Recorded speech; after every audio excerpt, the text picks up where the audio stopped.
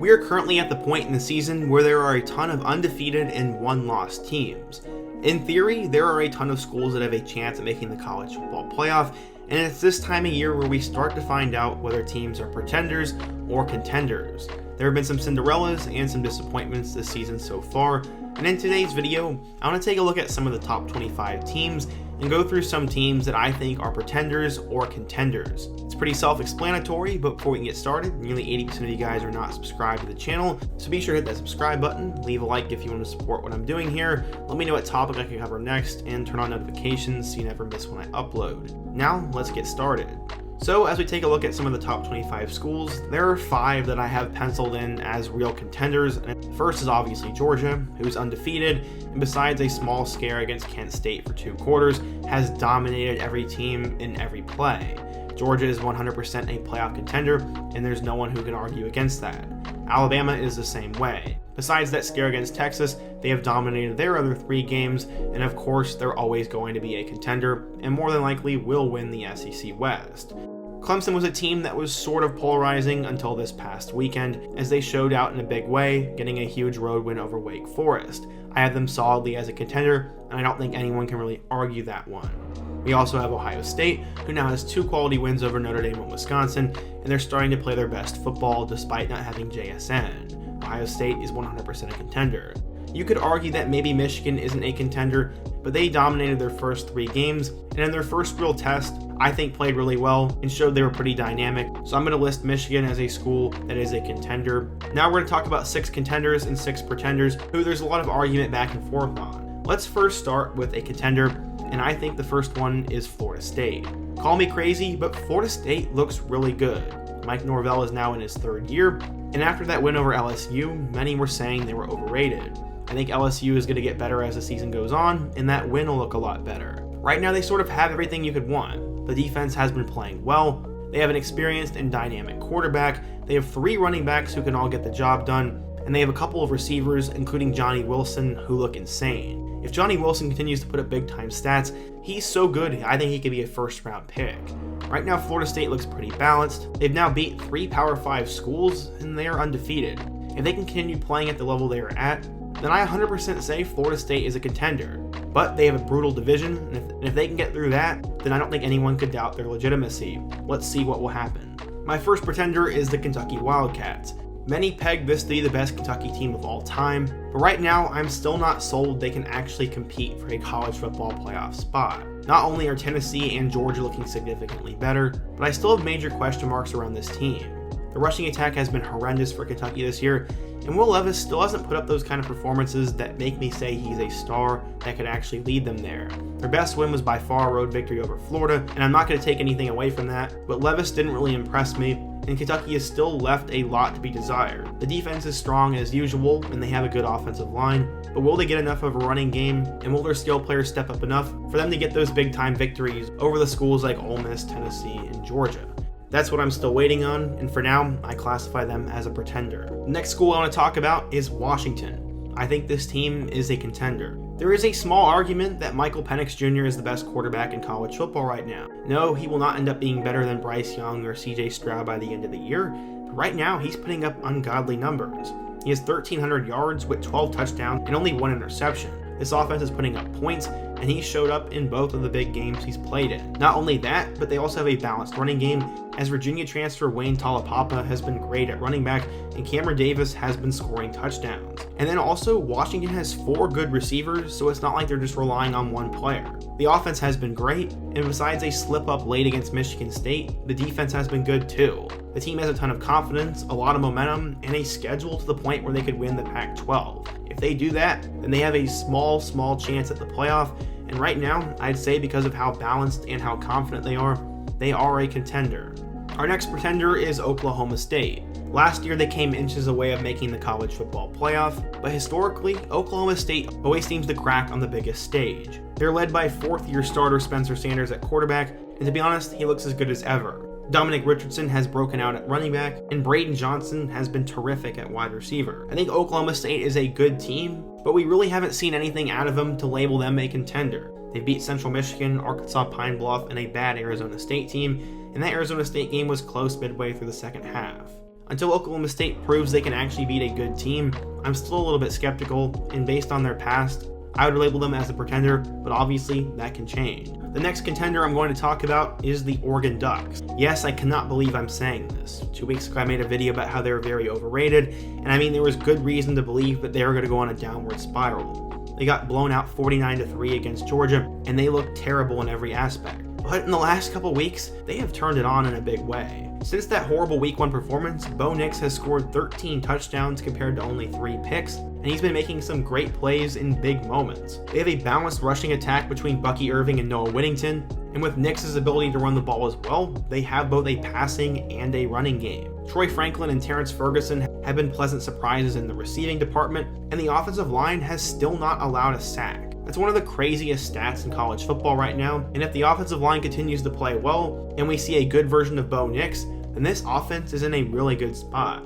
The defense is still my one concern, but they have found ways to win games. They beat number 12 BYU very easily, and then this past weekend, they had a comeback win on the road against Washington State, and also had a late pick 6 to seal that game. It was an incredible turn of events in that game, and both Washington State and BYU are very respectable schools. I like Oregon's offense right now, and if they can continue this momentum, the schedule really isn't that difficult. It'll come down to their last 3 games against Washington, Utah, and Oregon State, and right now, I have them as an actual contender. My next pretender is Ole Miss. Last year, Ole Miss broke out and had a 10-plus win season with Matt Corral at the helm, and many expected them to continue that on this year. It is so far so good for the Rebels as they are 4-0, but against who?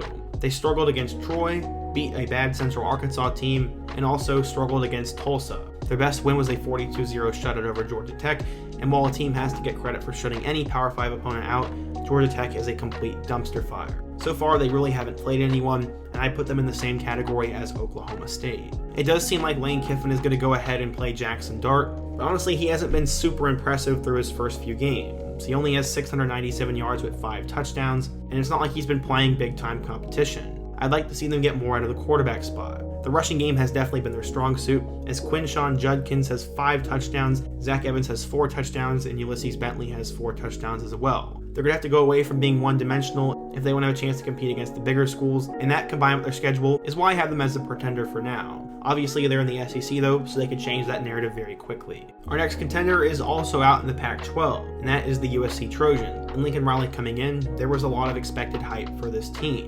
Everyone knew they were going to have a talented offense, but would their defense be enough for them to potentially compete for a playoff spot? That was the big question mark. Well, so far they have been spectacular. They allowed 14 to Rice, 28 to Stanford, 17 to Fresno State, and 14 to Oregon State. Those last 2 games in particular stick out to me, as Fresno State has a great offense and one of the best quarterbacks in the country in Jake Haener, and Oregon State has been putting a lot of points on the board over the last year.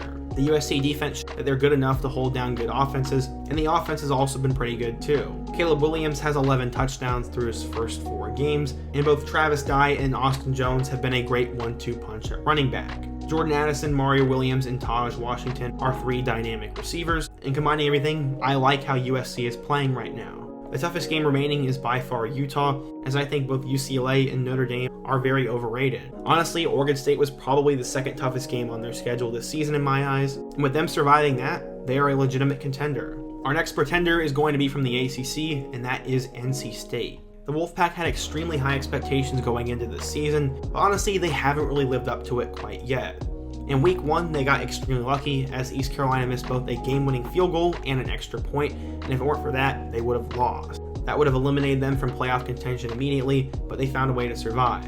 They beat Charleston Southern pretty bad in week 2, survived against Texas Tech, and then only put up 41 points against UConn. So far, the team has been pretty underwhelming, and that starts with the quarterback Devin Leary. Some were saying he was the best quarterback in the ACC, and he had NFL first-round hype, and so far he hasn't really lived up to it. He's been above average, but they need him to be a star if they want a special season. The running game has been decent, and the receiving game has been pretty balanced, but right now I'm just pretty underwhelmed by this NC State team, and they're going to have to go out and beat Clemson this weekend if I want to label them a contender. For now, they're a pretender. Heading back over to the Big Ten, we're going to talk about Penn State as a contender. After 2 straight down seasons, people were calling for James Franklin's head, but right now, his Penn State team is looking pretty good. They have an experienced quarterback in Sean Clifford, who's actually playing pretty well, a great 1-2 punch of Nick Singleton and Katron Allen at running back, and then 3 tremendous receivers in Parker Washington, Brenton Strange, and Mitchell Tinsley. The offense is balanced, the offensive line looks better, and the defense has been playing pretty well. Not only that, but they have some pretty decent wins. They went on the road and limited Purdue in week 1, and then also they destroyed Auburn. They held the Tigers to 12 points and held Aiden O'Connell to only 1 touchdown. So the defense has been great. They have a veteran quarterback, a dynamic offense, and overall I think they're very well put together. They have difficult games against Michigan, Minnesota, and Ohio State, but really outside of those 3, I don't think they'll struggle in any other game, and Penn State's a legitimate contender right now. After a red-hot finish to the 2021 season, many projected Utah to be a college football playoff contender. That's why they started ranked as a top 10 team, but the question was always going to be, could they put up enough points? The defense was obviously going to be good as usual, and they had the schedule to do it, but many were worried about the offense. They had an extremely difficult way of opening up the season against Florida in week 1, and as we all know, they fell apart. They lost 29-26 and got intercepted with just a few seconds remaining. This put them at 0-1 and frankly put their playoff hopes in the rearview mirror. Cam Rising has been as good as advertised, and they have 3 really good running backs right now, but I'm worried that loss to Florida eliminated them from the playoff. Florida continuing to lose games doesn't help them either, and also Utah has a really difficult schedule. They still have to play Oregon State, at UCLA, home against USC, and on the road against Oregon. I see them splitting that at 2-2, and I just don't think they have enough in them to become an actual contender. Because of that week 1 loss in their schedule, they are a pretender. Our final contender for today's video is the Tennessee Volunteers. Tennessee always seemingly gets overhyped, but this year it seems like the hype is warranted. It feels like 2016 all over again, as the Volunteers have a really fun offense, a really good quarterback, and just overall look very balanced. Hendon Hooker had one of the best seasons in college football last year, and he's once again off to a good start.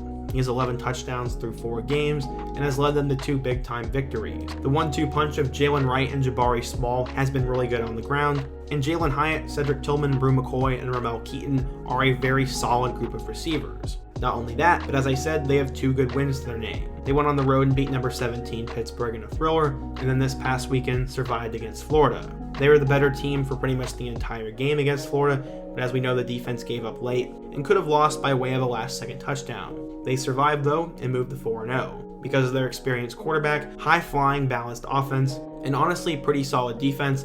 I think Tennessee is a legitimate contender, but games against LSU, Alabama, Kentucky, and Georgia are not going to be easy. We'll find out pretty soon if they actually have college football playoff hopes, but on paper, Tennessee does look like a contender, and they look different. Our final pretender is the Oklahoma Sooner. They lost their star running back Kennedy Brooks, their star quarterback Caleb Williams, a couple of their good receivers, and a lot of star defenders. Not only that, but they also lost their head coach. I thought expectations were way too high on Oklahoma this year, as I had them as a 9-10 win team and not a playoff contender. They brought in UCF transfer Dylan Gabriel at quarterback, and while he's good, I don't consider him elite. The Sooners struggled out of the gates against both UTEP and Kent State, and while they put it together in the second half, they really didn't impress me. The win against Nebraska was good, but we weren't going to find out what they were actually made of until their game against Kansas State. The Wildcats have given them fits over the last few years, and that would continue once again on Saturday night. Adrian Martinez and Deuce Vaughn torched the Oklahoma defense as they ended up winning 41-34 and gave Oklahoma their first loss of the season. Despite over 300 yards and 4 touchdowns from Gabriel,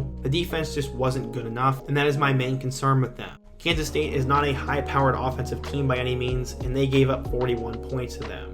This leaves a lot to be desired in my eyes, and the Big 12 is really good this year, and I don't see them finishing at 11-1. For now, in my eyes, Oklahoma is a pretender, but I think in the future, Venables will have them as a consistent contender. But for now, those were the 16 teams I was going to talk about, and let me know what you think I got right and wrong. Who is a pretender and who is a contender? What's a team that could come out of nowhere? And in your eyes, who is the most overrated team in college football? Let me know down below. Give me your thoughts on this year's college football playoff, and let me know another player or topic I could take a look at next. Before you go, don't forget to leave a like, subscribe if you're new, and check out all my other videos on the end screen. Hope to see you guys again soon, but until next time, peace.